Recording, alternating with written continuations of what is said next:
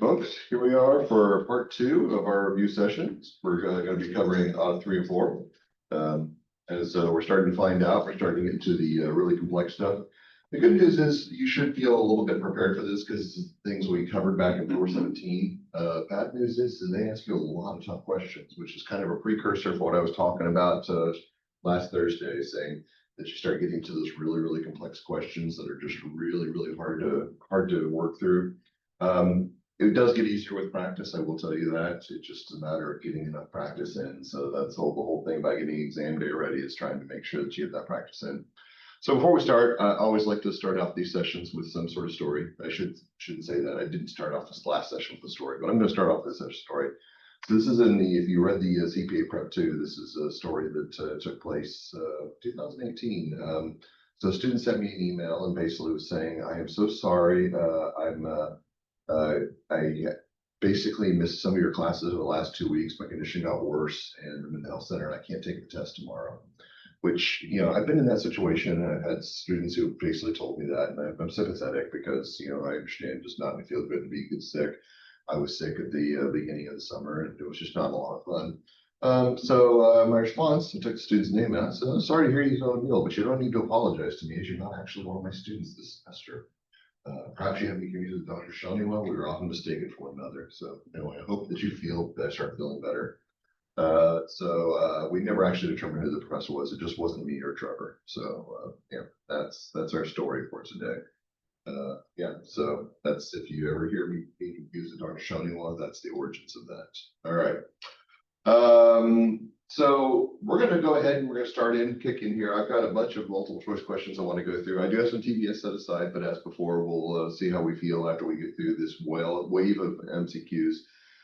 Again, if you have anything that you want to toss in here, if you just are concerned about something and want to talk about anything specific, then feel free to jump in and we can get into that. But I'm going to cover some things that I think were some items of confusion or issue that were in the multiple choice questions. So starting out in chapter 3, we're starting with module 1, understand the entity. So we're going to do questions 57 and 11. And again, I know these are multiple choice questions you've answered before, but I do want to answer these questions because I think it's important to understand the approach that you should take for some of those topics. And so I try to stick to questions that I think either are unique scenarios or cover stuff that is really important for you to understand. So performing the planning and analytic procedures in the planning stage, the auditor will most likely develop expectations by reviewing which of the following sources of information. So this is kind of an interesting question because it actually covers a couple of things that we talked about back in 417. So first of all, analytical procedures. Remember, there are 3 phases that we can use analytical procedures. There's preliminary analytical procedures, which is what's being talked about here, substantive analytical procedures, and final analytical. And they all cover different things. They all are supposed to deal with different scenarios. When we talk about preliminary analytical procedures, it's basically trying to identify things that we would be interested in looking further into. Substantive analytical procedures generally are more about evidence gathering and assurance gathering. And then final analytical procedures are basically wrap up, saying, all right, does everything look reasonable? So this leads to the second question. Whenever you're looking at a question like this, you always need to answer, what phase of the audit am I in? Remember, there's multiple phases of the audit. We have our engagement completion, or engagement acceptance continuous.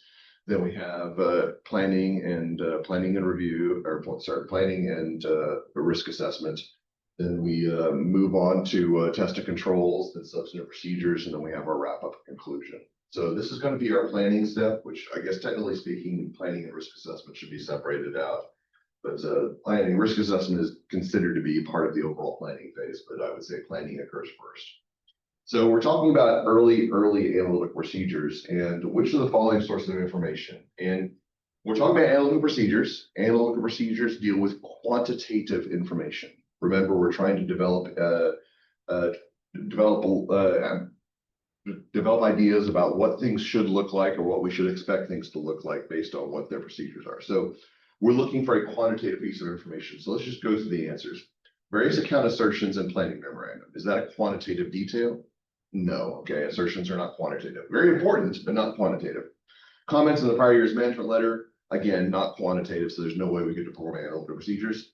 Unaudited information from internal quarterly reports. Is that quantitative? Yes. Okay. That's going to be our answer, by the way. And the control risk assessment related to specific financial statement assertions. We just talked about assertions, not quantitative. So C is going to be our answer in this situation because it's a quantitative detail relating to analytical procedures. All right. 1454548. All right. This question, I think this is one of those questions that I bring up not because I think it's relevant, but because it's one of those things that pops up. I think there's a very, very minimal chance that a question like this will come up in the audit section, but I brought it up because there was some confusion on this. So which of the following conditions is true during a recession? Now, if you're curious about the logic behind this, this is actually covered in the book and page A316 in the book, and they actually talk a little bit about this. But as why this is in the audit section, I have no idea. I guess because this is something that's been covered on audit questions. You'll notice that this is not a ICPA authored. This is a Becker question, Becker AUD question. But just talk about it real quick. So what's happening during recession? And we've heard the term recession being bandied about as a lot lately. Okay, so what does a recession mean? And recession is basically an economic decline. And so if we're talking about what you remember from economics classes, that's all that we're talking about. So in recession, what's going to happen is that basically companies have the availability to conduct certain amounts of business, but they're not able to do so because there's not enough demand for their services. Back in the 2008 is a really, really good example. I like to use the global financial recession that occurred, global financial crisis during the mortgage crisis. Basically, we as auditors we were barely able to crack 40 hours a week during busy season because there was just not a lot of demand for our services. So this is basically where we have the ability to do a certain amount of work, but there's not a demand for that amount of work. Okay. And if you kind of interpret that to read here, it's going to be potential output. What we could do will exceed actual output. We're doing less work than we could have the potential for doing. Okay. Now, how that relates to audit, I guess maybe because of the global financial crisis, auditors didn't work as hard. I don't know. All right, let's move on. Let's talk about some understanding control environment. So this is going to be module 2. Which of the following factors is most likely to affect the extent of documentation of the auditor's understanding of a client's system of internal controls? Okay. So basically what we're talking about here is how much documentation does an auditor need to provide to discuss their understanding of a client system of internal controls? So think about this logically. If we're talking about documentation, what would require more documentation? Something that's more difficult or less difficult? Obviously something that's more difficult, okay, more difficult. So if we're talking about something that's more difficult or more complex, that's what we're going to be focused on. So that's kind of the answer that we're looking for in this particular scenario. So let's just go ahead and go through the answers. Degree to auditor intends to use audit personnel to perform substantive tests. Okay, there's some documentation required here, but it's probably not going to be onerous. Okay, this is going to be pretty standard documentation because this is something that occurs in every single process. So it's probably not A. The relationship between management, the board of directors, and external stakeholders. Now, if this is a particularly contentious relationship or a particularly difficult relationship, that may require some more documentation. But overall, again, this is going to be something that's standard in every audit report. The degree to which information technology is used in the accounting function. Now, can we say that different companies use information technology differently? Yeah, okay. So this is definitely one of those things that's going to be highly variable across organizations. So this is definitely a lever for complexity. If we're talking about more information technology, it's probably a far more complex organization. So this is likely our answer. The industry and business regulatory environments the cloud operates. This is probably a decent answer as well, because this is going to be a somewhat variable, but I think C is a stronger answer in this particular context. So we're just going to go ahead and say C. All right. I think I do that after every question. I think I say all right after every question. That's how you know that it's going to the new question. So it's my segue, my standard segue. What is the primary objective of data security controls? So when I saw this question, a lot of people had struggled with this question. When I saw this question, I understand it. Okay, I understood what's basically saying. So this is going to be an important lesson when you're answering questions like this. Before you answer a question, you see the word control and you think, okay, I understand controls. Make sure you read the entire question, okay? Make sure you read the entire question because it does relate to a specific topic. It talks about data security, all right? And the reason this is important is because some of these answers look really, really good, but they're not specific to data security. So I want to read through B. To formulate standards, rules, and procedures to ensure the organization's controls are properly executed. That sure seems like a great answer, okay? And I will say that looked really, really promising when I was going through this. I was looking and said, yeah, that's a really good answer about, but the question was not, what is the nature of controls or what is the goal of controls? They said, what is the primary objective of data security controls, the controls in a very specific area. And this is a very broad control objective, okay? If I was talking about broad control objectives, I would jump on B, but that's not what we're talking about. So I want to jump back to A. To ensure that storage media are subject to authorization prior to access, change, or destruction. All right. Does that sound more like what we would be concerned with respect specifically to data security? To make sure that where the data is stored is going to be subject to access, change, or destruction? The answer is yes. Okay. This does specifically relate to data security.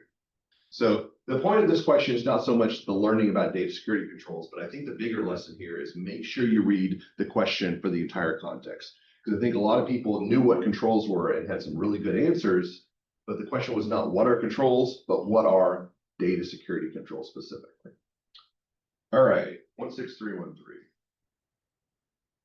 I said all right again, didn't I?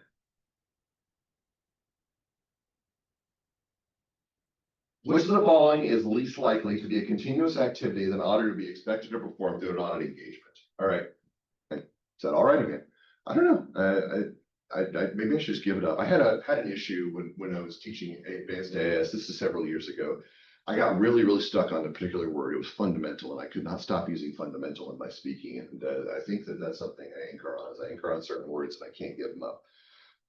Yeah, this is going to be funny because I'm going to say the word all right throughout the rest of today's lecture. There's going to be a little bit of raucous giggles, and the giggles are going to improve over the day. That's fine, okay? You know, that's how I know you're paying attention. If I just say all right and nobody's doing anything, then you know, it doesn't matter. Anyway, so continuous activity. When we talk about a continuous activity, this is something that we would do in order to change or to monitor the changing landscape. So continuous activity implies something that is going to change frequently. So let's look at the answers and see if these are conditions that might change over time. Should we consider client continuous? Would that be a continuous activity? Well, does the client factors change over time? Do client factors change over time? Client profiles, client risks? Answer is yes. Okay. So A would probably be something that we would need to do as a continuous activity. Understanding the entity and environment. Does the entity and does an environment change over time? Yeah, I think we can say that's pretty clear, yes. Inquiring as to design of controls. Do companies change their design of controls very frequently? No, they do not. Okay, so that's likely our answer. I won't say likely, that is our answer. Assessing the risk of material misstatement. Risk of material misstatement change in response to the entity and its environment changes. So that we know that that's continuous activity. So C is our answer. Where are we at now? Okay, so 5890. Client maintains a large data center where access is limited to authorized employees.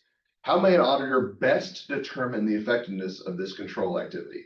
I know exactly the source of the particular problem in this question. All right.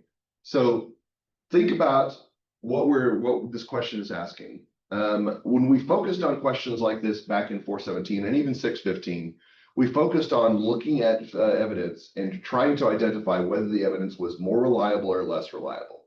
And that's the natural direction that people want to go with questions like this. But it says how much the auditor is best determine the effectiveness of control. This is not specifically saying what is the most reliable source of information, but what is the most appropriate piece of evidence we can gather here. And that's a really big confusing part because you want to say, well, if it's more reliable, it's obviously got to be more relevant, right? And not necessarily. You can definitely have more reliable evidence that's not relevant to the particular situation at hand. So this is not asking about reliable information. This is asking about what is the most relevant type of evidence you can gather. So you're trying to actually determine if access is limited to authorized employees. So there's a door and there's a keypad, and nobody should be able to go through that door without the keypad or biometric scanner or whatever authorization method you want to talk about. How would you as an auditor test to make sure that that authorization mechanism works? Let's just look at the answers. Obtain a list of current data center employees. I mean, that will tell you who's authorized access, but that won't tell you if the access control is working, because if that you've got a list of people who are going in, you're concerned about the people who are not on that list that are still going in. So that's not going to necessarily be relevant here, okay? Inspect the policy manual establishing this control activity. Well, this is great. It tells you what the design of the controls looks like, but it doesn't tell you if the control is working, okay? Because we're concerned about operating effectiveness, not design. So B, probably not our answer. Observe whether the data center is monitored. All right, so here's an interesting one, because you think about observation. You say, Dr. Barnes, I remember you said observation is low reliability activity, and you're absolutely right. But the question here is not about reliability. The question is relevant. If you sat down and watched the data center and making sure that people who are only authorized are going in, would that be a strong test of the control in that area? Absolutely. Okay, that would be a very appropriate test. Now, would you need to corroborate that with some other information? Yes. But the question here is not whether it's reliable, is it relevant? And this is a relevant test of that control. So C is likely our answer. Ask the chief technology officer about no problems. That's not going to be as relevant and certainly not going to be nearly as reliable as C. So C is our answer. All right.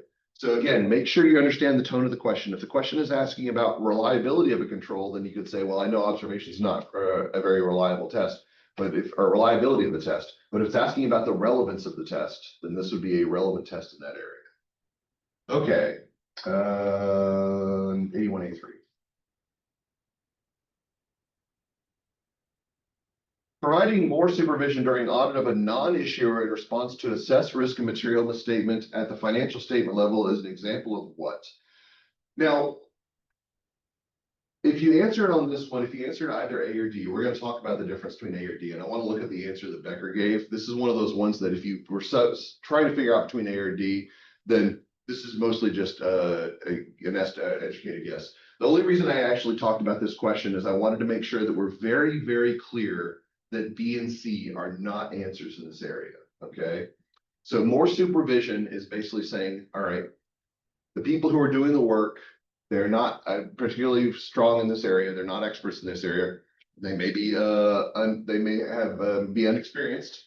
And so we need more management team on there. We need more seniors on this area, simply because we want to make sure the audit is going to work properly, right? This is not a nature of evidence. This is not a nature of testing. Adding more personnel is not going to fall within the realm of B or C. So the only reason I brought this question up is because I want to make sure that everybody's clear. This is not B. This is not C. This is not test of controls. This is not substantive procedure. This is actually judging personnel on an engagement. So it's going to be a response to a particular scenario. Now, the question is an overall response and a substantive response. Now, if you were stuck between those two and you answered a substantive response, I mean, that's just the way it is. I mean, substantive response isn't actually a thing. It actually tells you that when you click on an answer, it will tell you D, substantive response is not a term to use in the audit literature. And it's like, how am I supposed to know that? There's literally thousands, if not millions of pages of audit literature. It's like the answer, I mean, yeah, that's fair, okay? But this is more about the knowing that it was not B or C. If you answered B or C, then this is where I'm focused on making sure you understand why it's not B or C, because this has nothing to do with the type of testing we're performing. This is more about personnel issues that we're talking about at the audit level, the engagement level. 16319.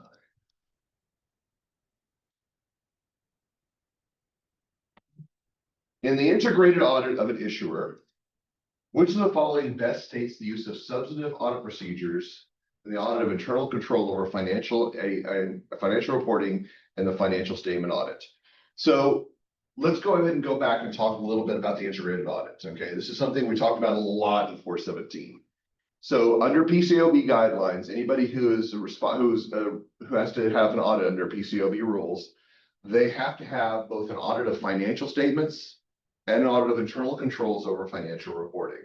Okay, so when we talk about what is necessary in this particular situation, we need to understand what is the characteristics of both of these. So keep in mind, internal controls or financial reporting require test of controls. This is one of those very limited scenarios where we're going to say test of controls are required. For internal controls or financial reporting for issuer audits, they are required. Just the test of controls in that area, though. That's going to be there in that area. So when we talk about financial statement audits, that's where we're going to say financial statement audit, it's not necessarily required to have test controls. They do need to have substantive test procedures, but these are separate parts of the audit. So let's go ahead and look through the answers. So both audits require the performance of substantive auditing procedures. Now, we know that substantive auditing procedures are required in a financial statement audit. They are a required part of that. But if we're talking about an integrated audit which requires test of internal control or financial reporting, we would not use substantive procedures to test controls. We use tested controls to test controls. Okay, so A is going to be not an answer there, right? Now, B, substantive procedures are required in the audit of internal control, but not in the financial statement audit. We're close, but we need to swap that. Okay, we need to swap it because remember, substantive procedures are not used in audit of internal control. The audit requires performance of substantive auditing procedures. That's not true. We know that it's required in the financial statement audit. So we're left with D. Substantive auditing procedures are required in the financial statement audit, which makes sense because financial statements audits do require substantive procedures, but not in the audit of internal control. If we're testing internal control, we're going to test controls. So D is our answer. All right. It's a little bit confusing, but it's understanding which parts of the audit are necessary for particular components of the audit in integrated audit. Module 4. We're just blowing through this, guys.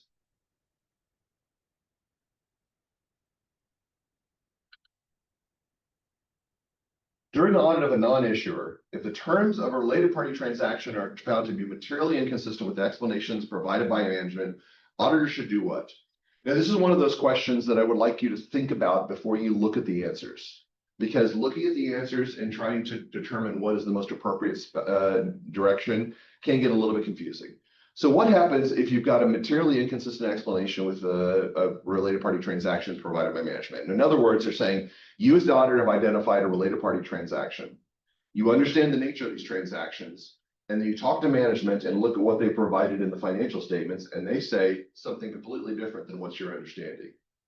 That is a departure from GAAP. Okay, they are supposed to provide an understanding that's consistent with what the nature of the transaction is. So they're saying that you've got a related party transaction, and basically the CEO has hired his brother Sal to provide lawn care services for the organization. I'm doing this off the top of my head, by the way.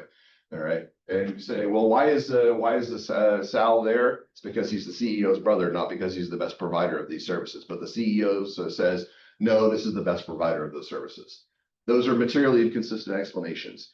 If that was something that you come up with the auditor, you would say, look, this is a problem because they're not providing an explanation in the financial statements that's consistent with what the explanation should be.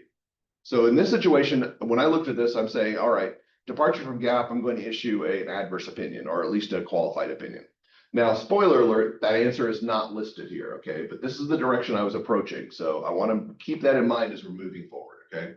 Include another matter paragraph in the auditor's report describing the inconsistent explanation provided by management. No, that's not sufficient, okay? Another matter paragraph would basically say that the opinion is not changed. I would change the opinion in the scenario. So we can't use A. Communicate to those charged with governance, the auditor will be unable to express an opinion on financial statements. That sounds like an extreme measure, but this is not a scope limitation, okay? We're not issuing a disclaimer of opinion. We're saying that this is a problem and management's not dealing with this problem correctly. They're departing from the principles they're required to do for reporting. So we would not disclaim an opinion. We would issue an adverse opinion, if anything. So B is out. Included emphasis of matter paragraph in the auditor's report describes the auditor's inability to obtain assurance over related party transactions and balances. Again, it implies a scope limitation. And a scope limitation, which is not true, but also we can say that an emphasis of the matter paragraph is not sufficient because we would issue an extreme opinion. So C is out. So we're left with D. Consider the reliability of management's explanations or representations on other significant matters. So this one seems nuanced, but think about it logically. If management's lying to you about one thing, is it possible they're lying to you about other stuff as well? Yeah. And this is the only one that makes any reasonable sense given the circumstances. So D is our answer. Okay, D is our answer. It's not a compelling answer because you really want to say, I'm going to do something to the audit report, but none of the things that we would do the audit report are listed as answers here. But this is definitely a reasonable approach. If management's lying to us here, they may be lying to us about other stuff, so we're going to approach that zero. So this is kind of a compelling argument for if you have a question and we have an expectation for an answer, that answer may not pop up, but it can lead you to the correct answer for other directions.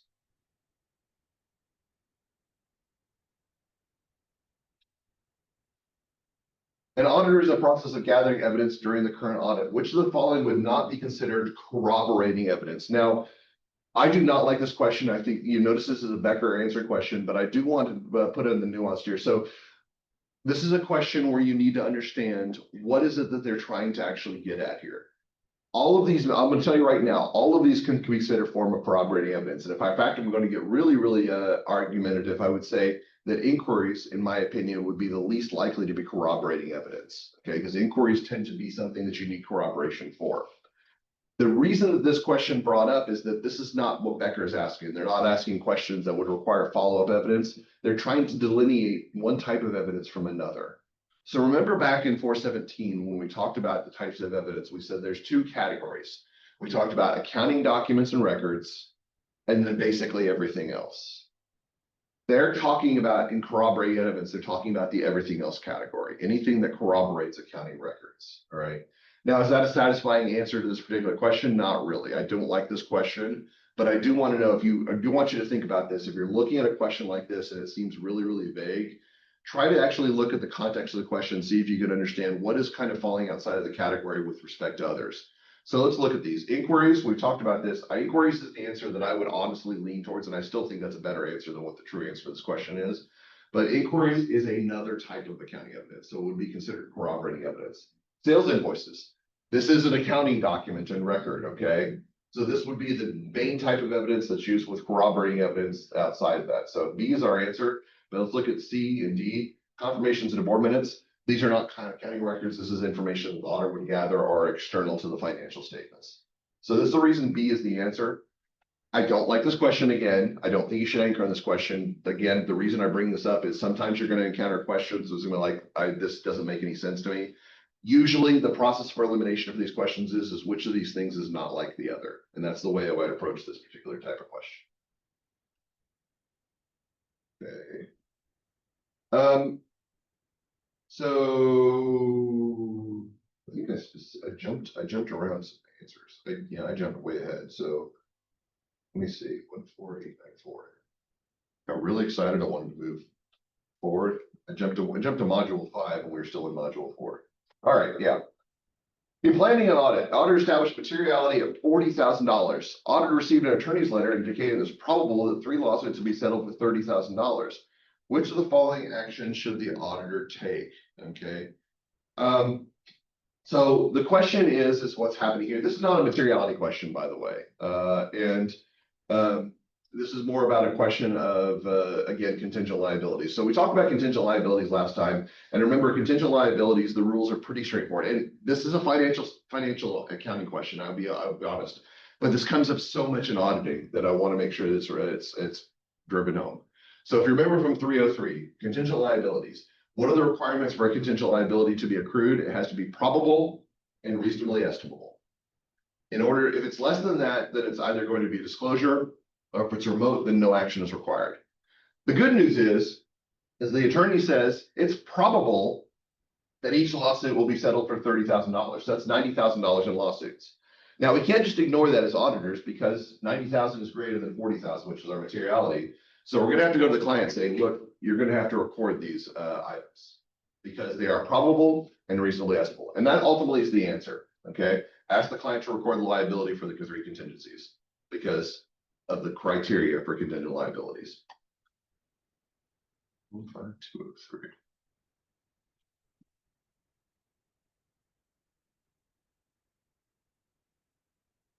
All right. I absolutely hate this question. Okay, I absolutely hate this question. But I thought it was important to bring up because if you encounter a question like this, I want you to be prepared for it. This question, I think, is the reason it's an AICPA authored, and I've talked about it before. A lot of these questions were questions that were written by the AICPA and they threw out because they were too misleading. I think this is an example of one such question, but I do want to make sure that this is clear, okay, because it can be a little bit confusing. And I did not teach you all this back in 417, which is my bad, but in my defense, there's a lot to teach in auditing, all right? So Green CPA concludes a substantial doubt JKL's non-issuer ability to continue as a going concern remains. If JKL's financial statement adequately discloses financial difficulties, Green's audit report under U.S. auditing standards should do what? So let's go ahead. I want to deal with the last 2 parts first, okay?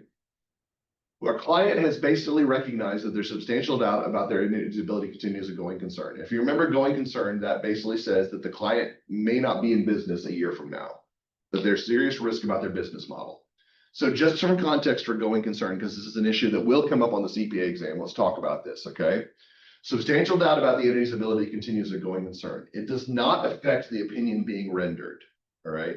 If a client is suffering from a going concern issue, that does not change the issue, the audit opinion that we would issue. If it was going to be an unmodified opinion before, it will still be an unmodified opinion. There is an exception to that, okay? And I do want to make sure this is clear. I did hammer this home in auditing, but I want to make sure. In the scenario that the client fails to disclose the going concern issue, that is a problem. A client is required under general accepted accounting principles to record that they are suffering from a going concern issue. There's substantial doubt. If they fail to do that, then that would result in a qualified opinion or an adverse opinion because they're not following GAAP. Okay, but those are separate issues. Okay, having a going concern issue is not enough to change the opinion. Failing to disclose it is. All right. Now we talk about this. Usually, the terminology used is going to be substantial doubt about the entity's ability to continue as a going concern. And I want you to memorize those words, substantial doubt about the entity's ability to continue as a going concern, because that is a terminology that will always be used. So the audit report, basically what happens here is the client has disclosed that they do have substantial doubt about the entity's ability to continue as a going concern. They have done their job, so they're not in violation of GAAP. Does the auditor have any additional responsibility? The answer is yes, okay? They do have to include a paragraph that says both substantial doubt and the entity's ability to continue as a going concern. They have to include both of those phrases. So the answers to this are yes and yes for the last two. The issue where this comes up is the natural inclination is to say you said an additional paragraph, so it must include an emphasis on matter paragraph, right? And this is my bad, and the answer is no, okay? Under ASB standards and our AICP standards, the going concern is considered to be a separate section. Okay, it's considered to be a separate section with heading substantial doubt about the entity's ability to continue as a going concern. This is a fairly recent change and one that I did not validate enough back in 417. Now, I don't think this is going to come up. I don't think that they're going to test on such a nuanced issue, but I did want to make you aware of this. This is one of those areas that I said explanatory paragraph doesn't matter. Under PCAOB guidelines, this is considered to be an explanatory paragraph. Under ASB guidelines, this is a separate section altogether. I think the far more important takeaway from this discussion is not about this as a separate section, but about the nature of going concern and what you should know for going concern issues. 6814.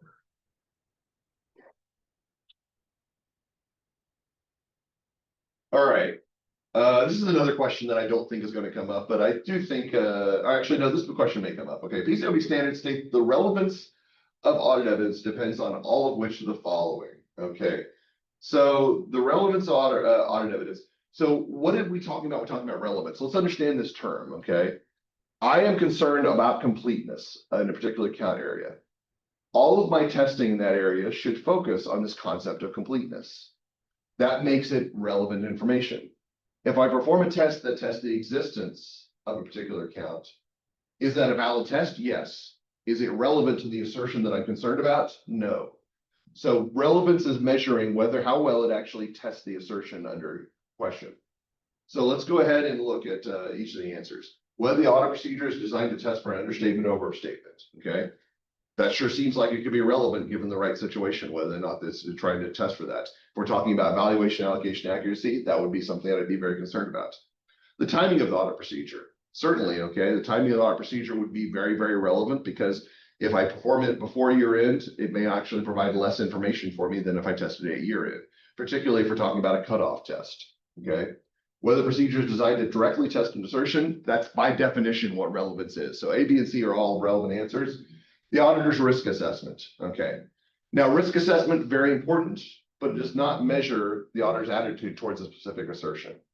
So this is the only one that's outlier. And by looking at A, B, and C and saying yes, yes, yes, we can actually just say no. Okay, that's the easy way to approach this particular question. All right. That was 5. Now we're moving on to 6. Now, I do want to talk about question or module number 6. When was reviewing module number 6, there were a lot of bad questions in this area. A lot of questions that I think were very poorly worded. If you got to module 6 and were just really, really frustrated, I apologize. I do not think that the questions that you'll encounter in these topics will be as badly worded as they were in Becker. But I was looking through this and I've been doing this for 10 years and I was still pretty amazed at how bad some of the questions were. So let's go ahead and talk about a few questions that I think are very, very relevant. Actually, one question that I think is very relevant, one question that I think is ancillary relevance. Which of the following procedures would an auditor most likely perform a test of controls relating to management assertion about the completeness of cash receipts or cash sales at a retail outlet? All right. What did I say is a completeness test? You remember we talked about directional testing, and you probably remember saying, Dr. Barnes, I remember existence, occurrences, vouching, because it's the V putting down, it's top to bottom, and then tracing is bottom to top, okay? And that's completeness test. And you probably saw tracing and say, that's got to be it, okay? So that's got to be the completeness test. What was one of the things that I tried to throw at you a whole bunch of the time back in auditing? I said, when you see the word trace, what do you have to do? You have to make sure that it's actually used correctly, okay? So let's look at B. Trace the deposits in the cash receipts journal to the balance in the general ledger, okay? So tracing the cash, the balance in the journal to the balance in the general ledger. So what's in the system going down to the evidence that was used to support that system? That sounds like a vouching test to me, by the way. So this, even though they use the word trace, this is not a tracing test, which you have to be very, very careful about. You have to be very, very careful about. So this is the first thing I want to talk about. So it's not going to be B. So it's either A, C, or D. Before we actually move on to answer this question, what would completeness imply about cash receipts? All right. Completeness implies that something took place or something is present, but was not recorded, right? That's the nature of the assertion. By the way, this is really important. We're not going to cover this in as much in detail as I like, but I do want you to make sure, remember, make sure you hammer home those assertions because you will see a lot of questions about assertion application. This is an example of one of those questions.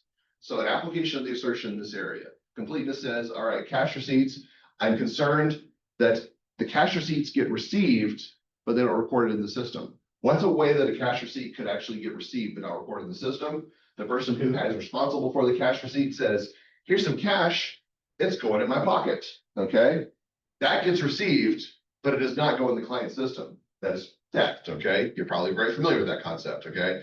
The kind of idea of completeness, okay? That's what we're talking about in this completeness scenario. So let's look at an answer that's consistent with that. How would we test to make sure that that's not taking place, okay? Compare the cash balance of the general ledger with a bank confirmation request. I would think that if we're comparing the balance of the bank confirmation, could that actually test completeness? Yes.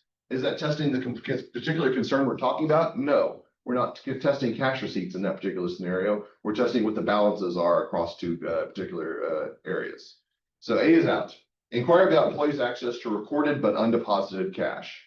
Now, this one's a little bit sus because you're just kind of like, well, it's talking about employee activity, right? It's like, yes, but you notice the word is, it's something that has been recorded, but not yet deposited.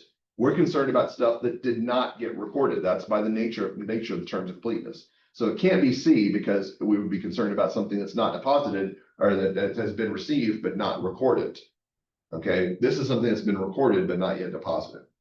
All right, observe the consistency of employees' use of cash register tapes. Now think about this logically. If you were going to steal cash, what would be the easiest way for you to do that? So you're at a cash register. Somebody comes in, pays their bill with cash. Instead of actually giving them a receipt, you just don't record their cash payments. Like they know that the band of bananas they're buying are $5. They hand you a $5 bill and they walk off. And you're like, wait, here's your receipt. Nope, I just won't ring up these bananas. I'm just going to put the $5 in my wallet. That's a simple way to pilfer cash. It's a simple way to touch cash. Is you do not record the cash or the transaction itself. You just take the cash and put it in your wallet. That's something that is profound in an area that uses cash register. Do you know, just like when you go to like Burger King or someplace like that, they say, if you do not receive a receipt, then we're going to give you a free ice cream cone or something like that. You notice that on their window? That's what they're trying to do. They're trying to make sure all the transactions get recorded for evidence of this particular issue right here. That is a completeness check, all right? So we're going to be testing completeness by observing to make sure that cash registers and tapes are always used. D. A lot of explanation for that, but this is the level of thought that you should put behind questions like this to make sure you have full understanding of them. The next one, not so much. Not so much. This is the question I think it is. Yeah, it is. Okay. All right. PCAOB has established risk assessment standards for issue auditors. Which of the following is not a financial statement as recognized by PCAOB standards? I probably shouldn't have asked this question. I probably should have done that other question, but I did want to bring this up because I do talk about this, but it's been a long time. PCAOB standards recognize 5 financial statement assertions. They recognize the big 3: completeness, existence, occurrence, valuation, allocation, accuracy. They also recognize rights and obligations and presentation disclosure. Presentation disclosure, for all their intents and purposes, is basically the same as classification as under ASB standards, but they do not recognize cutoff as an assertion, which makes some really weird sense if you think about it, because cutoff is basically completeness or existence occurrence, depending on the situation. But PCAOB assertion or PCAOB standards don't recognize cutoff. I don't think this is important for you to know, but I did want to mention that words came up. You can actually go to the standards and find it, and they actually recognize those 5 assertions. I don't know why they asked this question. It doesn't seem like a particularly relevant question, considering you can just easily look that up. Let's talk about some sampling. What do you say? You guys excited about sampling? See the enthusiasm in your glittering eyes. I say as I look down and don't look up yet. All right. Which of the following statements concerning statistical is correct concerning statistical sampling in tests of controls? All right. This is an interesting one. There's a lot of things to take in. If you don't remember sampling for a test of controls, generally we're talking about attribute sampling, and there's a lot of different little things. Confidence level is going to be inversely related to this size of the sample. Basically what that means, if we need to be more confident, actually, sorry, it's directly related, excuse me, confidence level is directly related. If we need to be more confident, we need to test more items. The distance between tolerable deviation and expected population deviation rate determines sample size as inversely related. So if there's a bigger difference between tolerable deviation rate and expected population deviation rate, there's going to be a smaller sample required, and vice versa. Okay. The size of the population is generally not relevant. This is a question they ask a lot about. They tend to throw that in as an answer here. That's true. This question says, as the population size increases, the sample size should increase proportionally, which sounds intuitively correct, but that is not intuitively correct. Usually once you get to a certain point, usually 10,000 items, it doesn't matter what the size of the population is, the sample size will remain fairly constant. Will it change? Yes, but it will change like about at 100,000 items, it will increase by like 1 item, okay? It is not a significant amount. In fact, once you get past like 100,000 items, I don't think it changes at all. It just it's such a minimal amount. So all of the things are important. It's important to note how we actually evaluate the sampling within the context of that. So sampling within the context of test controls, we're checked to compare our tolerable deviation rate with the upper deviation rate, upper error limit.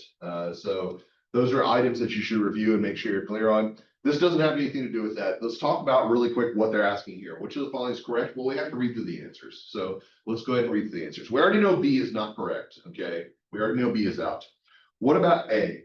Deviations from specific control activities at a given rate ordinarily result in misstatements at a lower rate. Now, I want to hold on to that because that's an interesting question.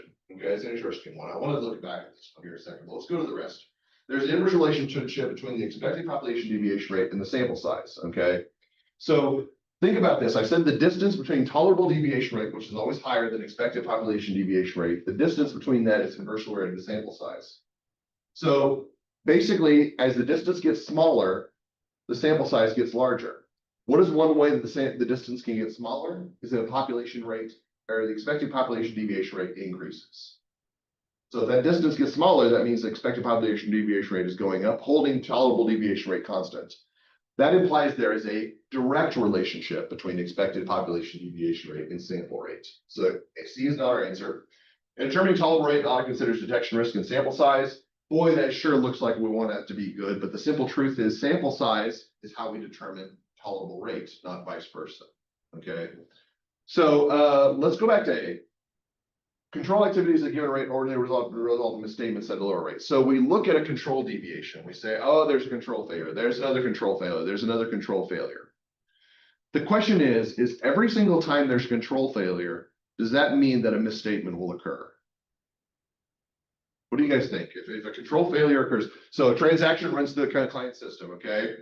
And the control fails to check it, okay? Say, for example, they fail to match an invoice to a purchase order, okay? So there's a control failure there. Does that result in a misstatement? Maybe, maybe not, okay? Just because a control doesn't take place does not imply that a misstatement occurs. So there's a possibility, probably a less than 100% possibility, certainly a less than 100% possibility that a control failure result in misstatement. Now, control failures will result in some misstatements, but not every single time. Every single time we fail to match a purchase order to an invoice does not mean that that purchase order is materially misstated, okay? All that means is that a control failed in one situation. So what this implies is that control deviations will result in some misstatements, but every single control deviation does not mean that there's always a misstatement that takes place. So control deviations for activities that given error will result in misstatements at a lower rate. There's fewer misstatements than there are control deviations. That's basically all they're implying, and that's a reasonable answer. Okay, so A is our answer. A lot of rhetoric, a lot of discussion just to get to a simple conclusion. All right, 16325. If an auditor of a non-issue is unable to apply the design audit procedure to an item as a selected part of a sample for a test of controls and no alternative procedures are possible, then the auditor should do what? Now, this is an interesting question. We have not talked about this particular scenario, so we need to talk about it right now. So, auditor is actually trying to test controls. They're applying certain types of testing, and they pick their sample out. And we've talked about this already. When you pick your sample, that's it, okay? That is what you're stuck testing. So you go through and start testing the sample, and most of your testing works well, except in one area you're looking at, okay, I need to actually observe activity in this area. And they say, well, that's not available. Sorry, we lost the invoice or we lost the paperwork or something like that. As auditors, we're very well acquainted with that. We say, all right, I'm going to find another approach to test this particular problem. I'll go talk to my senior, talk to my manager, and figure out another way to approach it. All right. Those are called alternative procedures, and alternative procedures are very valid, okay? They're usually less reliable, but they're still valid ways of testing a particular item. So we go through, we test our sample, and most of our items we were able to test with our primary test of controls. Our secondary test up, our alternative procedure, we tried to test the remaining item, but there's one item that is escaping us every single point in time. We tried to test it with our primary test, we couldn't do it. We tried to do an alternative procedure, we couldn't do it. Every single alternative procedure we've tried to design to test it has failed. So it's still there. So what do? And the answer is we treat it as a deviation, okay? We cannot eliminate something. We cannot replace something in a test sample whenever we select it as a sample. If we fail in all of our approaches, then we have to accept that was just not meant to be. And we have to basically say, we cannot test it, so we're going to treat this as a deviation from control because we don't have any other evidence. It's just the contrary. We're taking the worst case scenario. So treat the item as a deviation from the prescribed control, which seems a bit extreme, but that's the nature of being an auditor, being extreme. Does that even sound reasonable? Yeah, probably not. 2585. Extreme auditing. Man who supported the Olympics. All right. Auditor established a $60,000 tolerable misstatement for an asset with account balance of $1 million. The auditor selected a sample of every 20th item from the population that represented the asset account balance and discovered just overstatements of 3,700 and understatements of 200. Under these circumstances, the auditor most likely would conclude that what? So I want to start this out by saying this is sampling part 2. This is quantitative sampling, okay? Or variable sampling, however you want to talk about it. Becker and the AICPA do not expect you to be experts in this area. They do expect you to have some memorization of concepts in this area and basically rough application. This is a very rough application, okay? If we were to give this to a statistician, they would freak out and they would probably call us names, okay? But I want you to think about this. This is statistics. I don't want to say statistics for dummies, but we're not dummies in here. Statistics for accountants, okay? So what is it that we're trying to make the application here? So let's just go ahead and think about this logically. Overstatements of 3,700 and understatements of 200. For statistical purposes, those offset. So net overstatements are going to be $3,500, okay? So $3,500. That was taking every 20th item, all right? Every 20th item. Let's extrapolate that to the whole. What does that mean for the misstatement as a whole? Well, pull out our handy dandy calculator. Hopefully that a calculator up here. Yeah, okay. So net misstatements of 3,500 okay? Every 20th item, so multiply that times 20. We are projecting a $70,000 misstatement for the population. What was our tolerable misstatement for this population? $60,000. Our tolerable misstatement is less than what we project the misstatement to be, or what we project the misstatement to be is greater than our tolerable misstatement. Is that a problem? Yes, it's called tolerable misstatement for a reason, okay? So we're saying the financial statement or financial statement account in this area is materially misstated, all right?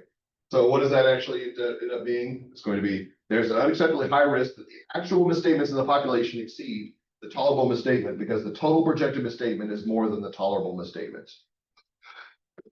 Now, I realize again, if Scott Alberts came storming in here right now and saw this question right here, he would kick us out of the room because this is not how you do statistics, except for the CPA exam, okay? This is very, very rough statistics, and there's an argument that this is a reasonable conclusion from an accounting perspective, okay? I don't want you to overthink this. Make this as simple as possible, if not simpler. That's what Einstein said, okay? So we're gonna say D. Already complex enough, we don't need to make it more complex by adding actual statistics to statistics. All right, 2607.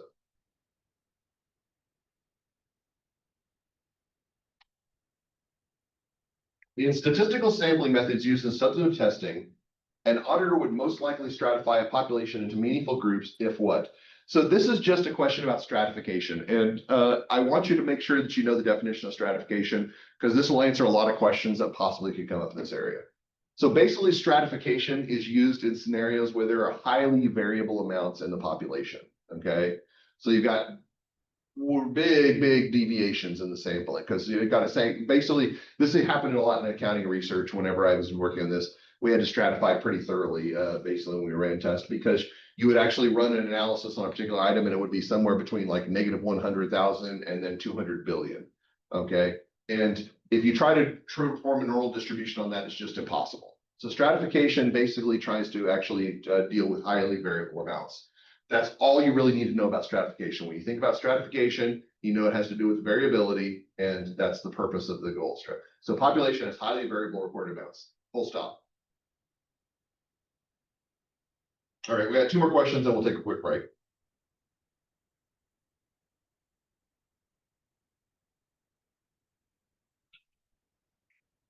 All right, so this is data analytics, and I think that you should probably be pretty familiar with this area. This is one of those questions that I brought up.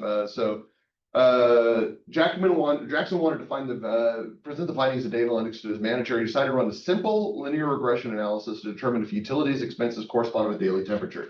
All right, so think about this logically. A regression, just trying to actually fit a line to a whole bunch of observations and try to figure out what the best fit is. So now he's going to visualize this and presenting or reviewing this analytic with his manager. What's the best way to do that? Well, if you think about this in the way that you would present this, okay, you're trying to actually say utility expenses so with daily temperatures. So your independent variables on the x-axis, your dependent variables on the y-axis. So you're saying utility expenses on the y-axis, independent variable on the x-axis, daily temperatures. So you actually see how expenses increase and decrease with daily temperatures. And you can actually plot every single point out on that graph. So there's a reason I use that term, because it seems like a scatter plot would actually be the best fit for a regression. And you've probably done some regressions back in Dr. Otera's classes, and when we did that, she probably plotted out, showed you what the scatter plot looked like, and said, this is what the linear regression line would look like. A linear regression is just basically a linear representation of what a scatter plot is, okay? Now, I know you see linear regression and you just want to say line chart. That's not the way it works, okay? We're talking about a representation of a graphical analysis. So the scatter plot is going to be the most appropriate representation for this. So make sure you're up to date on what a regression definition is. All right, something that we do want to talk about, because I think I talk about this a lot in AIS, but unless you got into a recent AIS class, then you may not remember this. Wants to evaluate Copeland Distributors' year-end allowance for credit losses. Frank obtains a listing of all customers with open balances at the end of the fiscal period. Frank decides to age the data to evaluate the reasonableness of the allowance for credit loss balances. What type of data analytic is Frank executing? Is this question going to be on the exam, or a question like this? I don't know. but I do think it's worthwhile to use just a little bit of brain space to make sure you know the difference between these types of analytics. So think about these on a spectrum, okay? These are actually going to go from most complex, or sorry, least complex to most complex, okay? And it's DDPP, okay? So descriptive is the easiest. Descriptive is basically saying, this is what happened, all right? Then we move to diagnostic. Diagnostic asks the question, why did it happen? Based on what happened, why did it happen? Then we move to predictive. Predictive is what will happen based on what has happened. And then the most complex is prescriptive. Based on what we think will happen, what should we do? Okay. I do think this is really important because the data analytics is a burgeoning area. And this is one of those areas of data analytics that's pretty standard. Okay. So if you know those definitions, this is actually pretty straightforward because we're doing a reasonable allowance for doubtful accounts. Okay. So when you actually look at a reasonable doubtful accounts, that's that 30 days, 60 days, 90 days, okay? What type of question are we asking when we do an allowance for doubtful accounts? We're just basically asking the question, what happened? That's all there is to it. What happened? So if you know what happened, you know it's a descriptive analytic, okay? It's an easy question if you know the difference between all the different types of analytics. It's not so easy question if you don't. It's impossible to answer if you don't know those. So I just recommend that you make sure you know what the different types of analytics are.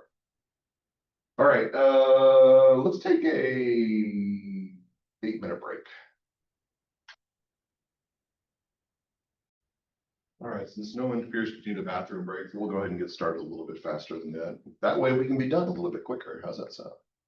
Before we do that though, got another story for you all. All right, so 2 stories today, 2 stories for the price of 1.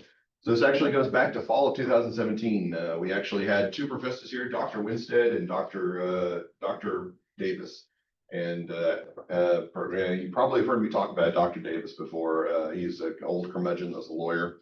So we were actually doing a trivia competition that time. Dr. Winstead loved to organize these trivia competitions we go to. And so he sends out an email, says, we need a team name. 2 lawyers, 2 auditors, 2 computer gurus, 2 psychologists, and it's like being a joke would suggest. So then Alan, the tax lawyer, suggested the following. It says, I recommend tax team. It's a good name because we all pay taxes. This is the kind of commentary that you paid Dr. Davis to come up with, all right? So he was very clever. His very, very pleased with his clever display of wit. So I pointed out a minor flaw in his judgment. I said, by that logic, the respiration team, the nutrition absorption team, and the regular bowel movement team would all be good team names. Anyway, so we actually settled on jacks of all trades, but we won the trivia competition. That was actually because I had been going to Maxwell's trivia the entire semester before, and they reused the questions of the trivia competition that they used at Maxwell, so I already knew all the answers. Is that cheating? Probably, yeah, probably. No, I got a kid in trouble for that exact thing when I was in middle school. They were sitting in on a trivia before their team went in. And I'm like, yeah, cheating. Yeah, it's serious stuff. Yeah, serious stuff. Trivia is no joke. It's no joke. People take it seriously. Interesting is the Maxwell, when I started doing it, it was like spring of 2017. There are teams still at Maxwell's that were there back in 2017 that are still doing it nowadays. This is their tradition on Tuesday nights. All right, we are on to cycles. We're on to the revenue cycle. So again, these are business cycles. So if you remember this back when we talked about in 417, this is application of content that we already have for specific areas. So obviously it's very important when you answer questions of this that you understand what cycle you're in and what the applications of that cycle are and what our concerns are. That actually may save you some time if you think about what are some of the really big concerns. And we'll talk about that as we move through. So we're in the first part of revenue cycle. Determine whether their internal control relative to the revenue cycle of the wholesale entity is operating effectively in minimizing the failure to prepare sales invoices. An auditor most likely select a sample of transactions to the population represented by the what. So the first thing we need to do to suss this out is, so it says the failure to prepare sales invoices. What does that actually imply? If you read into that before, it's saying a failure to record a specific document, a failure to record sales invoices. If it's a failure to record, what assertion are we concerned about? That is going to be the completeness assertion. Now we know completeness is a directional assertion that moves from bottom to top, okay? We're going to start with a source document and move up to whatever the record is that we're concerned about. So the question here is, what would be the most effective population to determine if we fail to record an invoice? And that would probably be the document that the invoice is generated from, or the previous corresponding document, okay, the previous corresponding document. Now, this requires a little bit of knowledge about what you do during the revenue process. So remember, revenue process, the client sends a purchase order. We actually fulfill that, create a sales order. Once the sales order is created, we ship it out to the client. Then we create an invoice and the client pays us and sends us the payment, and then we report the payment, okay? That's all pretty intuitive and natural. But where it occurs right before the invoice is created, that is where we ship the item to the client. So if a shipment takes place and there's no corresponding sales invoice, that's a failure of the system. So as auditors, we would want to go to the shipping documents. And if we see a shipping document, we should see some corresponding sales invoices for that shipment. That is how we would test that. So that's what you need to think about. You need to think about, okay, what assertion am I concerned about in this particular area? And what would be the best approach to that assertion? Okay. And it makes intuitive sense once you look at it from that perspective. If you try to approach it from other perspectives, it could be a little bit challenging. Oh, 7150.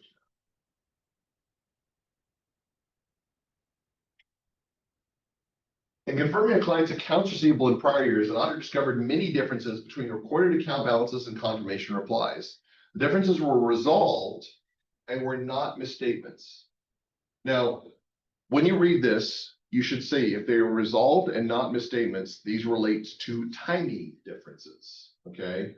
Timing differences. And we talked about this. This is basically where we as auditors send a question to a third party, and they send us a response that's inconsistent with what our expectations are, but it has to do with something that would resolve over time, okay?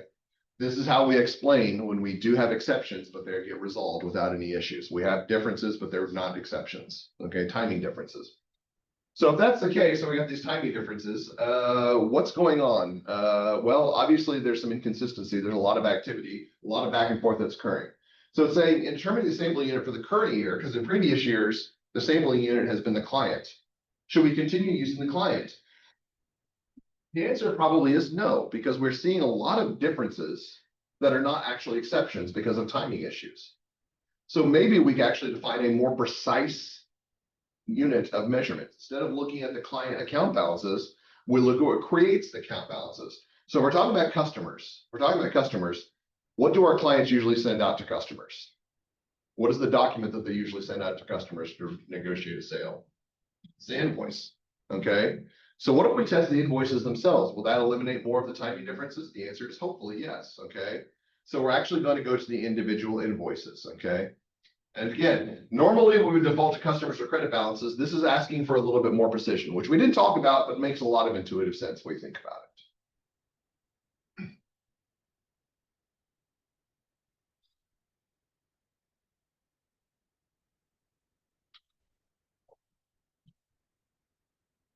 When using confirmations to provide evidence about the completeness assertion for accounts payable, the most appropriate population would be, likely be. Now, I don't know if this question got a little bit confusing because there were a lot of words that were kind of bandied about. If you saw completeness and say, oh, I've got to test for completeness.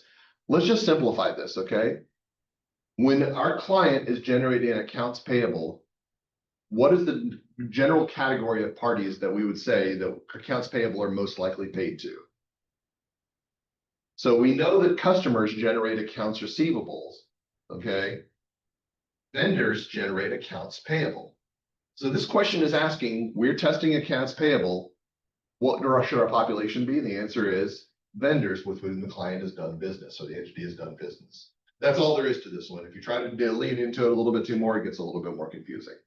Which I know I was just telling you, be diligent, make sure you evaluate all the assertions. This is one of those exceptions you have to say, okay, accounts payable, I know it's vendors. Vendors are going to be harm test. That's all there was to this particular question. 2674.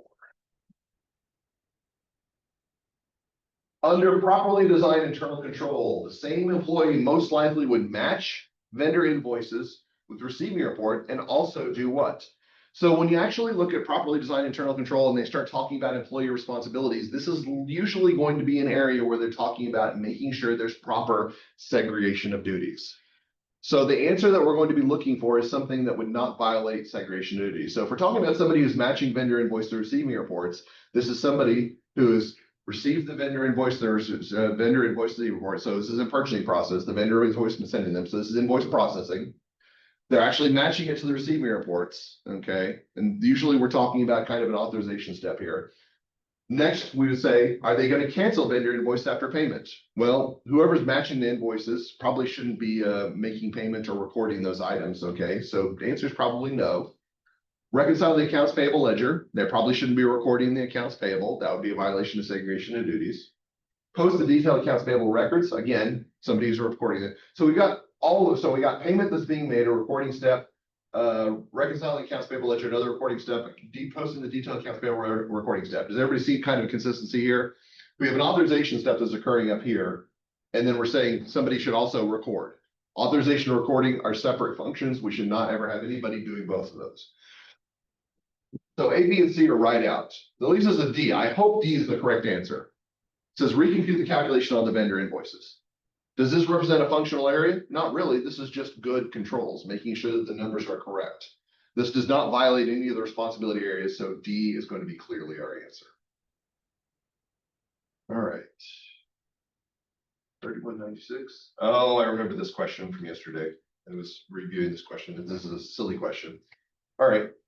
When the shipping department returns non-conforming goods to a vendor, the purchasing department should send to the accounting department the what? So the only reason I bring this question up is it's very intuitive to say, all right, we're returning something to a credit or we're returning something to a vendor. They're going to send us a credit memo. And I'm assuming that's probably what everybody answered. And that's cool, okay? But you can't think about it from the perspective of the vendor. The vendor calls it a credit memo, all right? Because they are crediting their accounts receivable to reduce it. They're actually crediting for an allowance. In this situation, we are the ones who are receiving the benefit of the return. We are reducing an accounts payable. To reduce an accounts payable, do you debit or credit? You debit an accounts payable to reduce it. This would not be a credit memo, but is a debit memo. So when you see a question like this, make sure you understand the direction that we're talking about. If we're talking about from the client's perspective, a reduction in accounts payable would be a debit memo, even though the vendor is going to call it a credit memo for purposes. 2610. The usefulness of the standard bank confirmation request may be limited by the bank employee who completes the form. So standard bank confirmation is what we use to actually test the bank reconciliation. It tells us what the bank balance is at the top. All right. This is telling us that standard bank confirmation may not have as much use as may not be as effective because the person who completes that confirmation may leave out information, may not actually be able to do something that's necessary for our purposes. That's an answer we're looking for. We're looking for something like, why would this be less useful than we want? Okay, so some bank employee be unaware that all financial relationships the bank has with the client. So could they leave out an account or a transaction that's associated with the client and the bank? Sure sounds like a possible good answer. Let's put a pin in that one and go through the rest. Not have access to the client's cutoff bank statement. Well, we don't request the cutoff bank statement until after we send that. Sign or return the form without inspecting the accuracy of the client's bank reconciliation. Is our client going to send their bank reconciliation to the bank?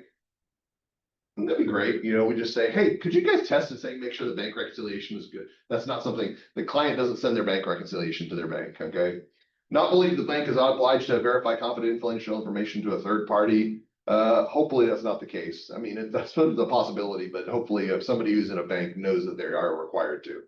So A is probably our only likely answer, and that makes sense because if there's relationships that the bank employee doesn't investigate, they could give us information that's incomplete.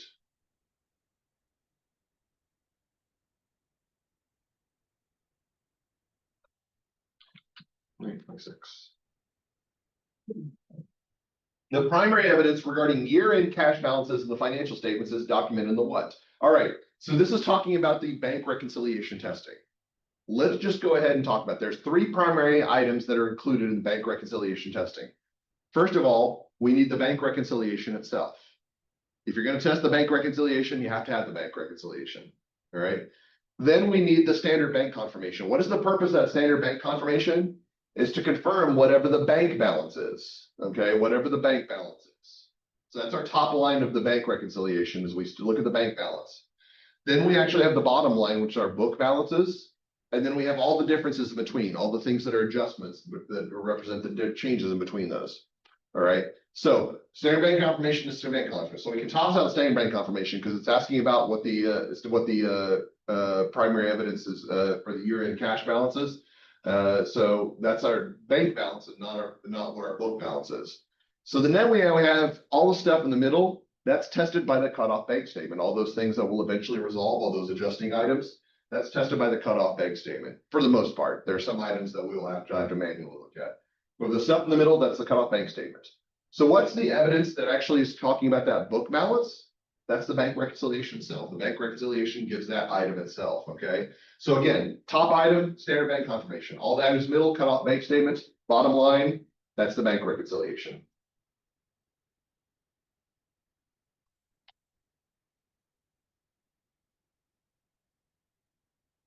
You guys want to talk about inventory? You may not want to. We're going to, but you may not want to. All right. Client maintains perpetual inventory records in both quantities and dollars. If the assessed level of control risk is high, an auditor would probably do what? Now, this is going to be very difficult to answer this question before you look at the answers, but let's just get some nuance. If control risk is high, is that a good thing or a bad thing for us as auditors? It's a bad thing, okay? Control risk high means that we're going to have to do more work. We need to gain more assurance. So the answer we're looking for is basically going to be saying something that gives us more assurance, something that's going to provide us more detail. So let's go to the answers. Apply gross profit test to ascertain the reasonableness of the physical counts. That doesn't really provide any assurance to us. That actually seems like shortcutting. Request the client to schedule a physical inventory count at the end of the year. All right, here's an interesting question. We have two options: testing the physical inventory count at interim or doing the physical inventory count at year end. Which provides us more assurance, interim or year end? Year end. Year end, yes, because we have the entire account available. It's actually all the information we need is available at year end. So this is going to give us more assurance. So B is probably our answer. In fact, B is our answer, but let's go through the rest. Increase the extent of test that controls the inventory cycle. So this is a misnomer. You want to look at this and say, well, that gives us more assurance, right? We have already assessed control risk as high, okay? Increasing test will not change that, okay? Insist the client perform physical test account of inventory several times during the year. That sure seems like a good one, okay? That sure seems like a good one. What are we ultimately concerned about in this area? We're concerned about the inventory balance is correct. If I count inventory several times during the year, is that going to give me more validation that the inventory balance at year end is correct? Probably not. Think about just a very simple scenario. Imagine that you have one item sitting in your room, okay, and you want to make sure that one item is there at the end of the year, okay? Is going into your room and counting that one item in your room every single day going to give you more validation that that one item is still in your room at the end of the year? When is the only point in time you need to count to make sure that item is still there? At year end, okay? So counting several times during the year doesn't give us any additional assurance. It's non-intuitive because we say, well, we're being more diligent, Dr. Martin says, yes, congratulations, but we're not talking about diligence. We're talking about assurance. We need more assurance, and that doesn't give it. So B is our answer. Doesn't seem like a satisfying answer, but it is the answer. All right.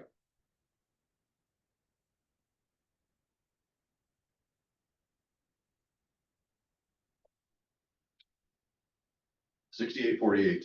An insignificant portion of clients' inventory is in public warehouses. Evidence of the existence of merchandise can be most efficiently acquired through which of the following methods? So this is an interesting question because for most of our inventory observation or for testing, we're going to be doing observation of client inventory. This assumes that the client holds their own inventory items. But this question kind of throws a little bit of a wrench in here. It says, well, they've got inventory that's being held in public warehouses. Maybe they're leasing spots like it's like what was that TV show where they had the lockers where people opened that got abandoned and they would bid on the whereabouts the lockers. I can't remember what storage drawers. Yeah. So it's in public warehouses. Okay, so this is being held by another party on behalf of the client. So if we're talking about a third party, could we go to that third party and test it? Possibly. But what if like they are holding a public warehouse like that's in Nevada and we're somewhere in Alabama? Is it efficient to send an auditor out there, to fly an auditor out there and actually do the observation and test the count? Probably not. What would be a more reasonable approach to that? Well, it's a third party that's holding these goods. What do we call a third party request? That's a confirmation, okay? It's a confirmation. That would be the most efficient use of our time.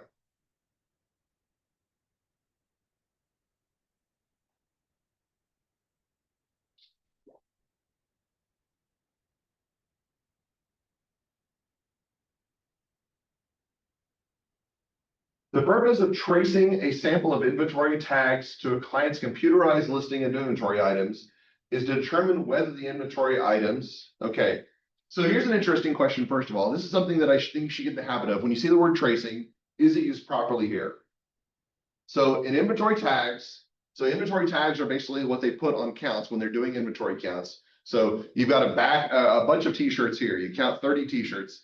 Person counting, we'll put a sticker on there that says 30 t-shirts. That's the inventory tag right there. They're going to go and they're going to take that count and they're going to compare it to what's in the listing.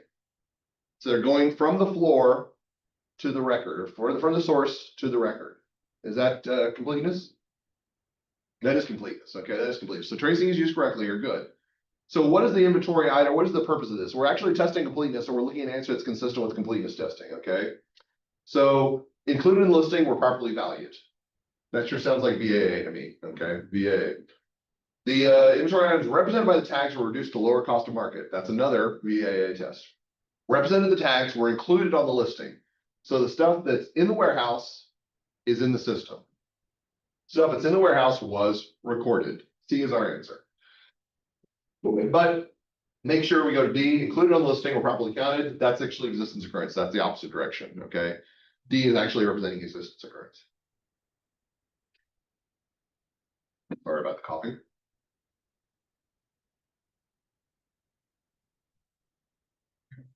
$27.88. Which of the following controls would be most effective in assuring the proper custody of assets, or custody of assets in the investing cycle is maintained? Okay. So let's just go ahead and go through the answers, and I'm not gonna answer the first time. I want to see if this is a reasonable approach, a reasonable something to actually test custody, and then we're gonna come back, okay? So the recorded balances in the investment ledger are periodically compared with the contents of the safe deposit box by independent personnel. Okay, well, if we're talking about custody being held in a safe deposit box, I think that's probably a reasonable answer. So A is a possible answer. We're gonna hold on to A. Personnel at post-investment journal transactions are not permitted to update the investment subsidiary ledger. Those are both recording issues. So B is we can toss out. Those are both recording issues. Direct access securities in the safe deposit box is limited to only one corporate officer. That actually deals with custody as well, so it's possible it could be C.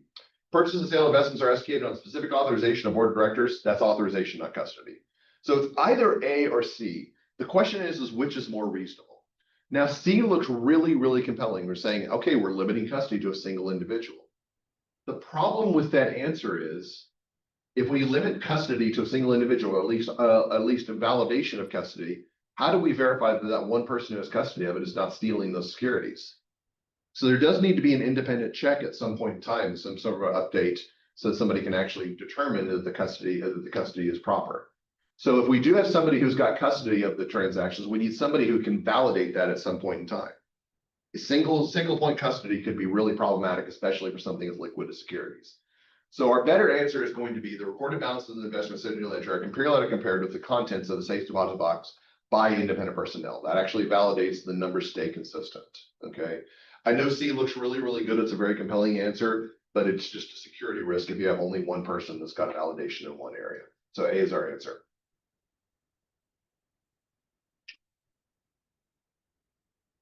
All right, 27.98.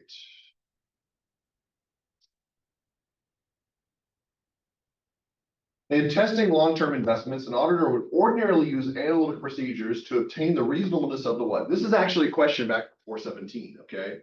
So I do want to remind a few things, okay? First of all, we're talking about analytical procedures. And analytical procedures can test two assertions and only two assertions. 90% of the time, analytical procedures are going to validate valuation allocation accuracy. But the other 10% of the time, they will test completeness. And sometimes they can test both simultaneously. I will say in most of the scenarios that you're going to look at, analytic procedures are going to be focused on VAA. Now, the reason I bring this up is that sometimes the exceptions may come up. So we can toss out C and D because existence and classification can't be tested by analytical procedure. The question is valuation the correct answer here?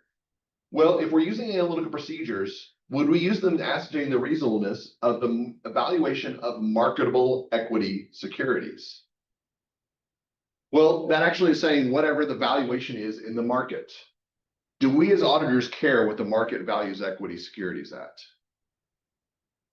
No, okay, that's an external function. We'll be concerned about what the client records them at, okay, whatever the historical cost is, okay? So valuation of what the market actually records is not relevant.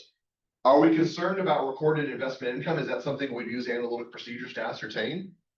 100%, okay? So even though we don't like completeness, this is only the 10%er in this particular scenario, it's the correct answer, okay? Because it's the only one that makes sense in the context of the question.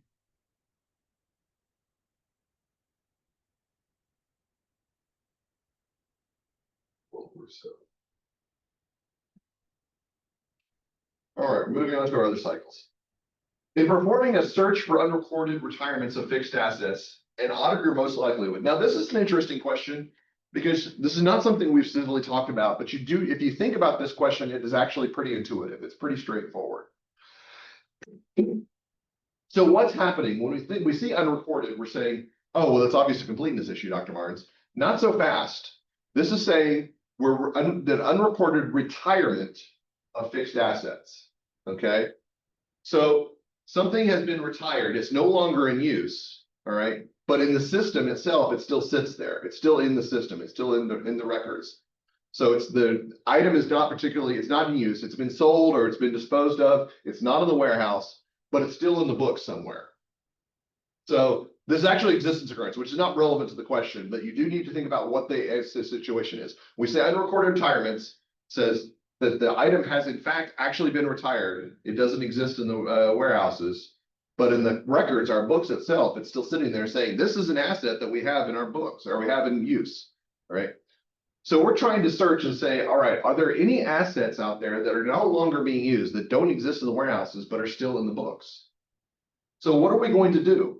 We're going to, first of all, we're going to test and we're going to say, let's just go ahead and test to make sure that we know what is in the property ledger and the insurance tax records, and then go tour the client's facilities. So what's happening here? So intuitively speaking, that makes sense. So we're going to talk about B, but let's talk about why it's B. And then I want to talk a little bit about something I just said, okay? So we're looking at the insurance tax record and the property tax records, and we've got a list of all the assets, okay? All the assets that are in the books. And we're going to say, now we're going to go and see, we know what all the assets are in this location. Let's find every single asset. And so we have a list and say, table 1, table 2, where the heck is table 3? Oh, table 3 was sold, it's retired. It should be retired, it's an unrecorded retirement. That would be the best way to approach that. That would be the most appropriate way. Now you may question that, say, Dr. Barnes, there are some other ways that we could do the same thing, accomplish the same thing. Why don't we just start with the warehouse, make a list of all the assets, and then go and look at the books? Could that accomplish the same objective? Possibly, okay, possibly. But what was it that I said the primary assertion that we're testing? Remember I said that even though it doesn't sound like existence occurrence is a test of existence occurrence? It is a test of existence occurrence, and existence occurrence says that we start from the record and move down to the source. We're starting with the records and moving down to the source, okay? So that's why B is a more reasonable answer than the other possibilities, okay?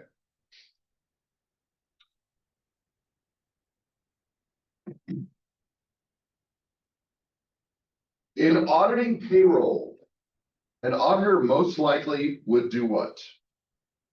So what is the goal in payroll? What is the goal in auditing and payroll? First of all, what is our most likely concern? You think the most relevant concern is in payroll? If we talk about assertions, probably that payroll is being paid out to people who did not earn it. Maybe employees who did not work the hours that they were being paid for, or employees that don't actually exist. Either way, it's going to be existence occurrence. Payments being made to employees. That's probably our most likely concern, okay? Now, this is a really, really big question because it's asking about auditing payroll and not asking much more else. But let's hold on to that we're probably mostly concerned about payroll being misappropriated for some other reason, some existence occurrence issues. So let's say we compare payroll costs with entity standards or budgets. So this is what the client expected to pay for payroll. This is what they actually paid. Would we actually be able to suss out if there were overpayments of personnel if we did that? Probably. If payroll was much higher than what their standard payroll costs are, we'd probably say, this is weird. You expected to pay 1 million during this period, but you paid 1.2 million. What did that extra 200,000 come from? So that may be our answer. Let's continue working through. Observe entity employees during a payroll distribution. Now, I'm not going to say that we couldn't do this, but this is a very specific test. We're actually trying to actually look at segregation of duties in this area. So there's certainly a possibility that we could actually perform during payroll, but it's definitely not going to be one of our primary tests, okay? Verify the checks representing unclaimed wages are mailed. First of all, most checks aren't mailed anyway, they're going to be direct deposited. But secondly, if they are going to be unclaimed wages, does the client have responsibility to mail that? Maybe, but that's not our responsibility as auditors to make that. We're trying to make sure the financial statement recorded items are correct. Trace individual employee deductions to entity journal entries. Okay, so individual employee deduction to the entity journal entries. First of all, yeah, I think it would be tracing, but is that something that we'd be concerned about, making sure that these get properly recorded? Yeah, it's probably something we would make sure that that's not something of primary concern in payroll. That's not a big concern area. So all other being equal, I would say A is our strongest answer for our primary concern in the payroll area. That would be the most appropriate test that we would actually do. All of the others are certainly possibilities of testing we can perform in payroll, but we're looking for the most relevant test, okay? What would be the most likely thing? If you only had time to do one of these tests in a testing environment, A would be the very first one that you would do. The very first and the only one. One testing scenario. Auditor with final responsibility for engagement and one of the assistants have a difference of opinion about the results of an audit procedure. The assistant believes it necessary to be dissociated from, not right. Typed on the wrong. Oops. Yeah, this is not,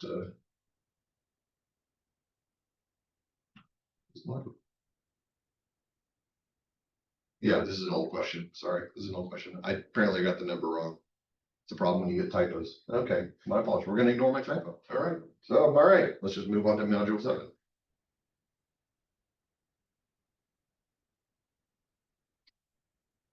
All right. Now we're moving on to misstatements to cover during the audit. All right, we got a long question here. So Jones CPA is completing audit procedures for accounts receivable testing year December 31st, year 3. They ask for information. Materiality is 16,000. Tolerable statement is 11,000. Based on accounts receivable procedures, Joe suggests adjustments for accounts receivable balance as follows. So you'll notice adjustments of roughly about $4,000. Okay. Client refuses to make the above requested adjustments. How dare they? How dare the client refuse to make the adjustments? So which of the following conclusions is Joe most likely to form on the accounts receivable balance? Well, let's just look at it. What are we concerned about here? We're concerned about the risk of material misstatement. What do you guys think the risk of material misstatement from accounts receivable is? Is there a high risk of material misstatement? Probably not, because the adjustments they're requesting, the misstatements that we observed, are substantially less than the tolerable misstatement. Okay. So our tolerable misstatement, what could allow in that account. Oh, by the way, I should probably make a note of this. Okay. If you remember back in 417, we talked about tolerable misstatement is different at every account level. And the natural conclusion is to say, well, it depends on what tolerable misstatement is for this account, Dr. Barnes, because tolerable misstatement is basically the maximum amount we can assign to any one account. That is a correct assertion or correct application at this point on your part. But when you see tolerable misstatement in the context of this question, you should think there's only one account being talked about here. So we assume that's the tolerable misstatement for this one account. The tolerable misstatement is $11,000 for this account. The actual misstatements that we observed during the audit are far less than $11,000. So what do we include? The account is fairly stated. I would assume that. So what is the answer for here? So B. Based on the accounts receivable testing, the accounts receivable balance is not materially misstated because the required adjustments identified are less than the tolerable misstatement. That's all there is to it. If it's less than tolerable misstatement, we don't have to make adjustments. We so want to make adjustments. We're auditors. We want adjustments to be made. We don't have to. We don't have to make the adjustments. The client said, yeah, we don't care. 2447.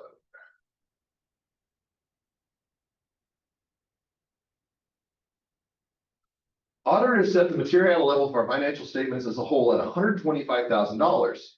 Which of the following misstatements the auditor most likely consider material? Ooh, this is a tricky one, okay? This is a tricky one because this is a qualitative question. Let's just go through.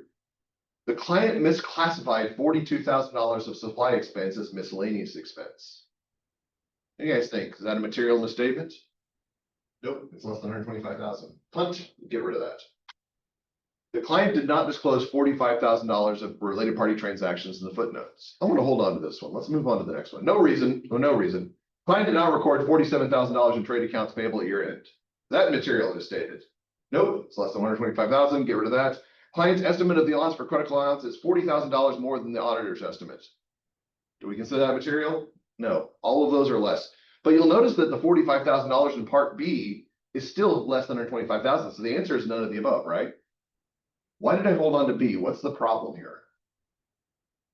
Because even though it's not a material amount, it's still a material transaction. Well, it's material. It's an important transaction because remember, under generally accepted accounting principles, our client is required to disclose any and all related party transactions, regardless of materiality, in the financial statements. They failed to do so, and therefore we have a material misstatement by nature of the fact that they departed from GAAP. Okay. The quantitative amount is less than the 125,000, but the transaction itself is significant enough to be considered a material misstatement because it is a departure from GAAP. So the qualitative context of this question is the reason why. Related party transactions, you can put in quotes, always sus. Or quit using that word. You're not cool enough to use that word. Sorry, guys. Sorry, guys.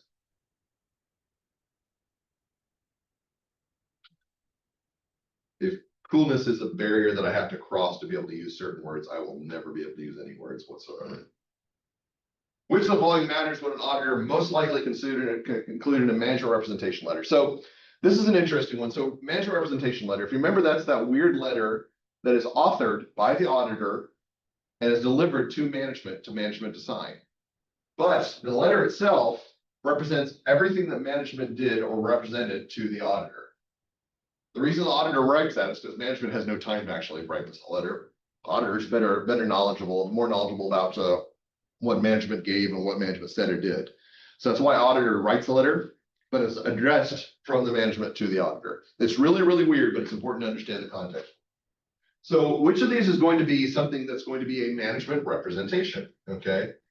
So communications to those charged with government concerning weaknesses and internal controls. That's not a management representation. That would be an auditor communication. Plans to acquire or merge with other entities in subsequent year. That would be something management would be knowledgeable about, but that's not something they have to communicate to the auditor. That's not a piece of information that would be communicated to the auditor over the course of the audits. That's not a representation made. Management's acknowledgement of a responsibility for the detection of employee fraud. Wow, that sure sounds like a representation, but management does not have a responsibility in this area, okay? Instead, the reasonableness of significant assumptions using making accounting estimates. Is that something management would be responsible for? The answer is yes, and that's something they would make a representation of. So D is our answer. All right, 2726. Which of the following matters would materiality limits not apply when obtaining written client representation? So basically we're saying, which of the following situations client makes a representation about, we don't consider materiality in our assessment of this? What do you guys think? Fraud involving management. Does materiality apply when fraud involving management occurs? Answer is no, it does not. So that's our answer, by the way. A is our answer, but let's go ahead and go with it. The rest. Non-compliance and non-contractual agreements. Materiality would probably apply there. So yeah, we can go ahead and ignore that. Unasserted claims assessments, same thing. It's a business item. Okay. Losses from sales commitments, all material. The only reason why is because generally speaking, fraud in any context is not subject to materiality constraints when considered from a misstatement perspective. This is especially true for fraud that involves management. Fraud that involves management has a propensity to substantially misstate financial statements, even if it's not by a material amount. So A is our answer. All right, we're almost done. Unless, of course, you guys want to crack out some TBSs. You guys excited for the TBSs? We'll get to that point when we come to it. Auditor's letter issue on significant deficiencies related to a non-issuer's internal control observed during a financial statement audit should. So let's just go through the answers. Okay, let's go through the answers. Indicate significant deficiencies should be disclosed in the annual report to the entity shareholders. Is that true? Do we disclose significant deficiencies? No, we do not. They get communicated to the audit committee, but they do not get disclosed externally. Indicate the audit purpose was to report on financial statements and not to provide an opinion on internal control. Now, this is an important note. We use the word non-issuer in the question, okay? If I said issuer, would that change the context of this question? Yes, because remember, in an issuer audit, we are required to test both financial statements and internal control. But in a non-issuer audit, we are just reporting on financial statements. We may test controls, but we do not provide an opinion on controls. So B is correct, and B is in fact our answer, but let's go through the rest. Include a brief description of test controls performing and searching for significant deficiencies and material weaknesses. That's not something we disclose externally. That's part of our test work that's only kept in the audit documentation. Include a paragraph describing management's assessment of concerning the effectiveness of internal control. This is another one that if we were talking about a public company audit, we would have to actually have it included in a paragraph for, but since it's a non-issuer audit, we do not include that information. So B is our answer. All right, last multiple choice question. Which of the following statements is correct concerning significant deficiencies noted in the audit of financial statements of a non-issuer? So this is an interesting one. So remember we talked about internal controls over financial reporting, and this is non-issuer, but the rules hold true. Basically, the three categories of deficiencies. There's control deficiencies, which are very, very small and insignificant and non-material. Significant deficiencies are significant but not material. Basically, remember I used the analogy back when I was in, we were 417, that's like the old blue van that I used to drive in high school that I didn't put oil in. It works now, but down the line, it's not going to work. If you don't correct the problem soon, it will stop working and it'll become a big problem. A big problem currently is called a material weakness. A material weakness is a deficiency in controls likely to result in a material misstatement. So those are all in the same spectrum. It's just a matter of how significant they become. So let's go ahead and go through the answers now. Auditors should separately identify those significant deficiencies that are considered to be material weaknesses. I don't like the wording on this question because it says significant deficiencies are material weaknesses, but this is in fact our answer. And basically what they're saying is, we have looked at significant deficiencies that are severe enough to be classified as material weaknesses. We have to separately identify those, okay? We separately identify significant deficiencies from material weaknesses because they're different categories.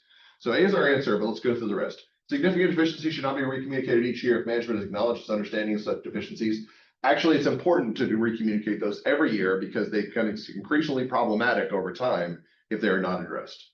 Auditors obligated to search for significant deficiencies that can adversely affect the entity's ability to record and report financial data.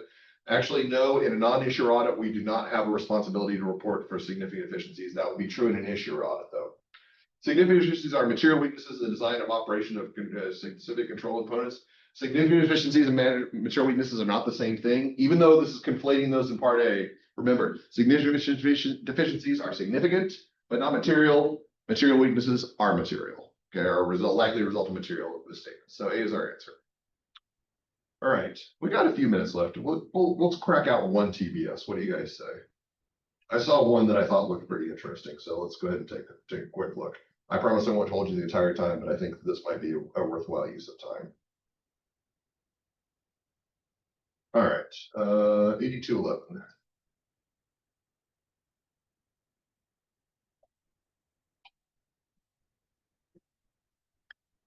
Okay, so we're going to actually talk about a description of the procedure, and we're going to say, what is the procedure being performed? All right, and it's going to have as a limited list. And then we're going to actually talk about, once we have looked at the procedure, then we're also going to say, what is the classification of audit procedures? So the classification of audit procedures has got a limited, it's going to be substantive procedures or test controls, one of those two, okay? But we'll look at the context of the question. Big one's going to be the audit procedure being performed. So we've got a long list. One thing to note is we do have some things that are going to be a little bit different here. So disclosure is kind of a test that they'll talk about. Disclosure is actually what it says, something that goes in the financial statements. Inspection can be inspection of documents or inspection of tangible assets, either one. All right. Other than that, I guess monitoring is also one, which I test here. They throw some tests in here that are a little bit unusual, that are not familiar, but they should be pretty obvious when we look through them. For the most part, if my memory serves, it's going to be ones that we should already be familiar with. All right, examine sales invoices to see if they were initiated by the credit manager indicating credit approval. So out of this list of testing, what type of test does this seem like most to you? Examining sales invoices. Would it be inspection? Yeah, it's specifically be an inspection or record of the documents, but since we just have inspection, we'll say inspection. And then look at what it says. It says initiated by the credit manager indicating approval. So this is a yes, no question. Was it approved or was it not approved? When we see yes, no questions, those are often indicative of what type of procedure, substantive tests or test of controls. Test of control. Test of controls, very good. Okay. Compare this year's expenses with last year's expenses and investigate unusual fluctuations. This is pretty much a gimme. Whenever we see comparison from one period to the next, that's going to be an analytical procedure. And note, analytical procedures are always going to be substantive procedures in this context. Now, I don't want to confuse anyone because analytical procedures can be used during preliminary phase, and they can also be used during final analytical procedures, but analytical procedures are never a test of controls. Analytical procedures are never a test of controls. Can only be used in this context as a substantive procedure. All right, requested responses directly from customers. Customers are a third party. What do we call third party requests? Confirmations, yes. What do we know about confirmations? Can confirmations ever be used as a test of control? What do you guys think? What, never? No, never. They're always substantive procedures, okay? Confirmations test balances. They test balance level data. They can never be used as a test of controls. And when I say never, I mean never, all right? So always a substantive procedure. Question management about subsequent events. We wouldn't talk to management, say, hey, how you doing, okay? What does that sound like to you all? What type of test? Inquiry. Inquiry. I shouldn't point at it. That's right. Inquiry is going to be, in this context, what's going on. So we're talking about subsequent events. So note, inquiry can be used as either a test of control or a substantive procedure. Which context is it being used here if we're asking about subsequent events?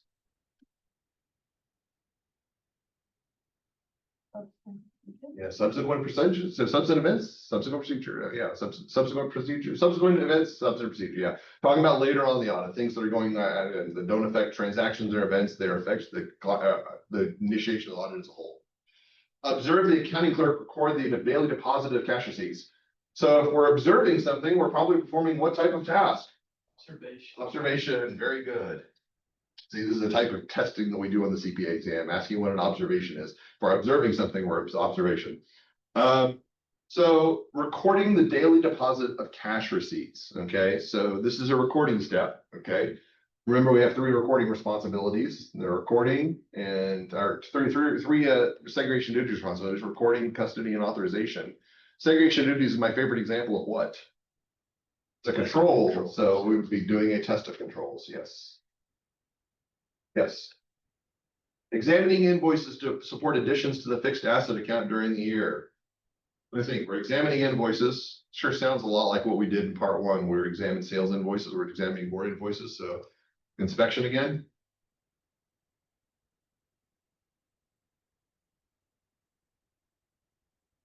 Let's see. Yeah, inspection.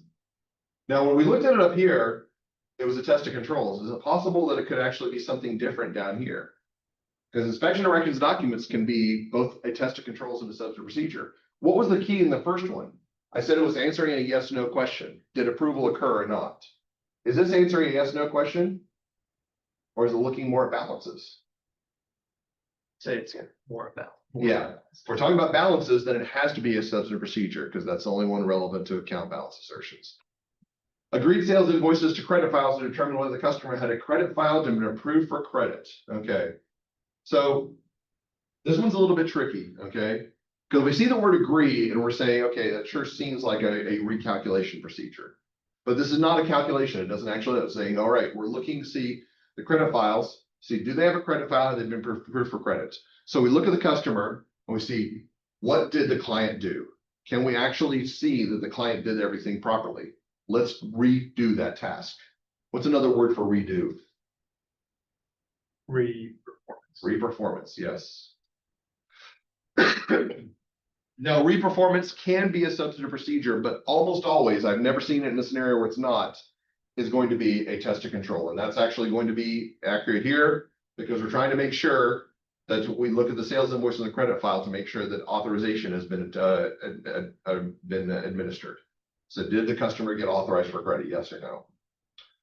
All right, asked by the accounting manager how often cash is deposited by whom? Again, we're talking to somebody. If we talk to somebody, we call that inquiry. And then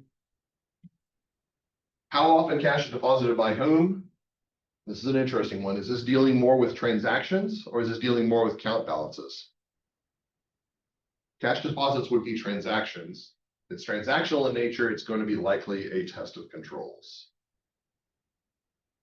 That is a shortcut, by the way, if you see questions like this in the future, and you will see questions like this in the future. If you're concerned about whether it's a test of control or substantive procedure, usually when we're talking about transactional information, they're concerned about controls, especially if it's a yes or no question. Did this take place or not?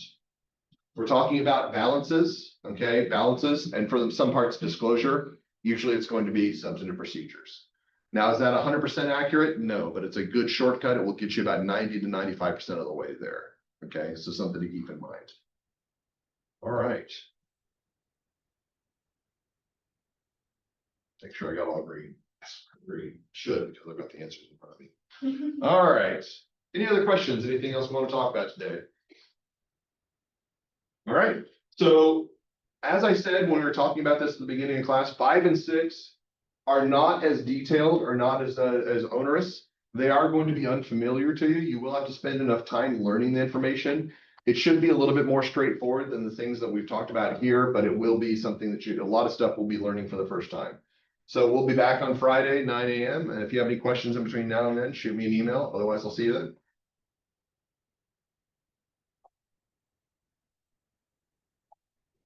Whole body hurts. I felt